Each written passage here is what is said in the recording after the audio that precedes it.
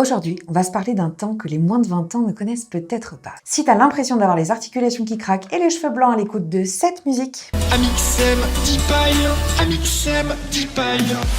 c'est parce que je viens de déterrer un truc du Moyen-Âge de YouTube. À une époque, YouTunes incarnait le gentil garçon malin mais chanceux qui a réussi à attirer l'attention d'un mastodonte de l'industrie, Amixem. Aujourd'hui, ils ont 7 places d'écart sur le top 100 des youtubeurs français. Bonjour. Plus de 6 millions d'abonnés, pas une seule vidéo en dessous d'1 million de vues sur la dernière année. En quelques années, Joyka est devenu l'un des piliers du divertissement du YouTube France. Je vais te montrer comment on devient incontournable sans jamais avoir l'air ambitieux et comment on construit une machine à clics sans jamais paraître calculateur. Quand Joyka commence, il crée un contenu original, certes, mais sur la base d'un contenu existant. Waouh, il est super beau. Ils remixent les youtubeurs. Concrètement, ils transforment leurs vidéos en musique, ils détournent leurs phrases, etc. En soi, ce qui est intéressant, c'est qu'on pourrait immédiatement dire qu'ils créent rien de bien neuf et qu'ils rebondissent sur une fame déjà existante. Mais en réalité, il vient valoriser leurs univers. Parce que la prod est bien faite, et parce qu'elle est faite plutôt en tant que fanboy, et pas en tant que challenger. Et ça, c'est pas anodin. Il débarque pas en disant « Regardez, je suis un crack de la prod musicale ». Il arrive en disant « Regardez comme ils sont trop cool, j'ai eu envie de faire un truc pour eux ». Il utilise une notoriété déjà existante, il s'adosse à des audiences chaudes et à des communautés déjà engagées. Et d'ailleurs, ça s'appelle une stratégie d'adossement. Tu construis pas contre ni en concurrence, tu construis à côté. Joyka, il arrive en faisant briller les autres. Il enrichit leur contenu, il enrichit leur image, il fait marrer leur communauté. Résultat, en fait, il va créer un transfert de sympathie. Si t'aimes le créateur remixé, t'es naturellement disposé à bien aimer celui qui remixe. Et ça, c'est assez puissant parce qu'il évite à tout prix la posture du conquérant et du concurrent. En fait, il adopte plutôt la posture du fan qui a déjà le langage et qui connaît déjà les codes. Et ça, pour le public, ça crée un truc. Ça crée un référentiel commun. Un peu comme dans un groupe de potes, avec nos potes, on a les mêmes rêves la plupart du temps. Ça, c'est une énorme différence parce que ça devient celui de nos potes qui se fait remarquer. Et par définition, si c'est un de nos potes, on a envie de le soutenir.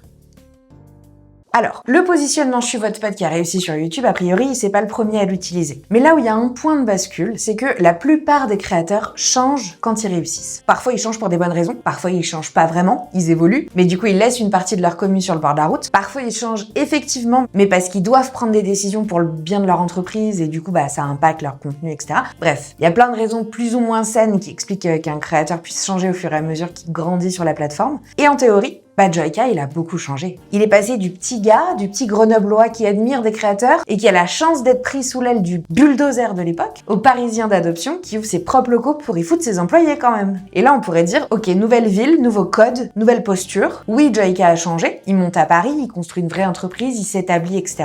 Mais narrativement, rien ne change. Et ça, c'est stratégique. Il remercie régulièrement ses parents, il garde ses amis dans l'histoire, il parle toujours dans un registre un peu familier, il a pas changé de langage, il crée pas de gros clash, il devient pas spécialement polémique, un peu, et ça va, c'est maîtrisable. Il performe la stabilité. En tout cas, il maintient un socle identitaire hyper constant. Et c'est crucial parce qu'il y a un phénomène très puissant sur YouTube, le syndrome de la trahison sociale. Quand un créateur réussit à monter les échelons de la visibilité, par exemple, une partie du public a l'impression qu'il est plus comme avant. C'est ce qu'on disait un peu plus tôt, il trouve qu'il a changé, il est plus riche, il est plus distant, plus corporate. Joyka, il arrive à neutraliser ça d'un seul coup avec une stratégie hyper simple mais hyper forte. Sa réussite, il la transforme en réussite collective. Il part en « on a grandi ensemble » et cette notion-là, elle va s'infiltrer partout, entre lui et son public, mais aussi entre lui et ses équipes. Et cette impression de loyauté, ça change toute la perception du public. Parce que c'est pas le succès d'un créateur qui va fidéliser son public, c'est la sensation de continuité.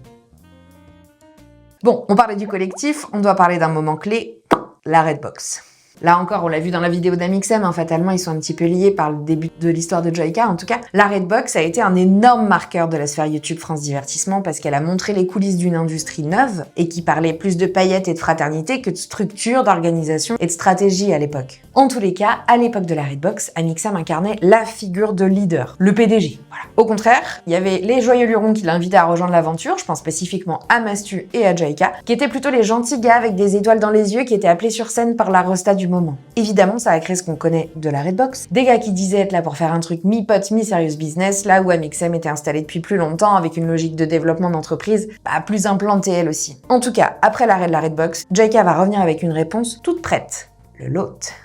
Un local, des youtubeurs, mais surtout des potes. Quand le lot a été présenté, ça a directement fait écho à la Redbox. Avant même de parler de structure, ça met en scène l'amitié. On a des coulisses conviviales, on a des blagues internes, on a une énergie qui est collective, on voit les rires, on met l'accent sur les galères. C'est une bande de potes qui veut kiffer et qui veut prendre sa revanche. En tout cas, c'est ce qui est montré. Il repositionne son image sur l'affect. Sans critiquer frontalement la Redbox d'ailleurs, ça reste plutôt subtil, ça répond à une critique plutôt implicite, sans la nommer. Et ça, c'est intéressant et ça s'appelle l'anti-stratégie. Là où il se raconte que la Redbox a pris fin pour un manque de liens amicaux ou en tout cas un déséquilibre amical, le lot est surtout raconté comme une aventure affective. On humanise la structure, l'organisation pour neutraliser la froideur. Et c'est intelligent, parce que 1, dans le lore de Joyka, ça fait opposition à la Redbox, mais 2, dans l'imagerie du monde de YouTube, ça a aussi un intérêt. On accepte mieux la professionnalisation quand elle ressemble à une coloc ou à une colonie de vacances entre potes. Et d'ailleurs, même aujourd'hui que le lot est terminé, cet aspect les potes avant les...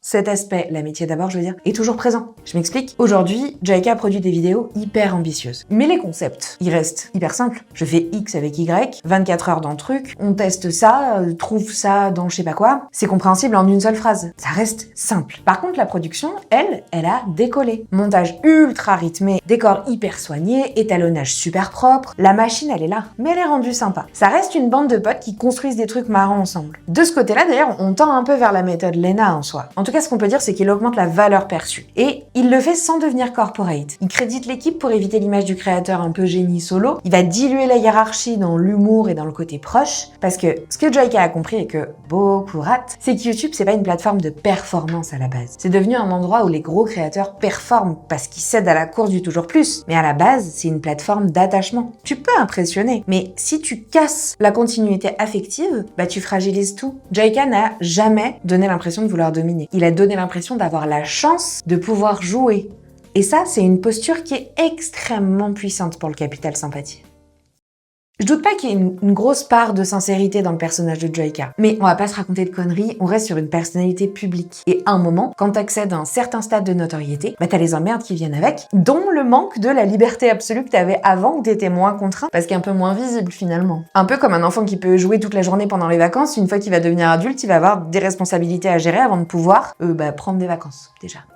Bien foutu le bourdon à tout le monde là, c'est bien. Et alors ceux qui parlent de ces injonctions là qui sont faites aux créateurs qui ont accédé à un rang de notoriété assez haut, c'est bien McFly et Carlito avec le burn-out qu'ils ont fait il y a 3 ans et la coupure de contenu qui allait avec. On pourra parler de leur repositionnement si ça vous intéresse, vous me le direz en commentaire. Mais en tout cas, là si on reprend l'analogie pour Joyka, il est bien obligé aujourd'hui de faire des choix éditoriaux. Toute cette spontanéité, loyauté, sympathie, c'est pas complètement du hasard, ça reste des choix narratifs, des choix de mise en scène, des choix de positionnement, mais ils sont suffisamment bien intégrés pour ne jamais ressembler à une stratégie. Et ça fait partie des définitions de ce qu'est la vraie réussite. Donner l'impression que rien n'est calculé, alors que tout est maîtrisé.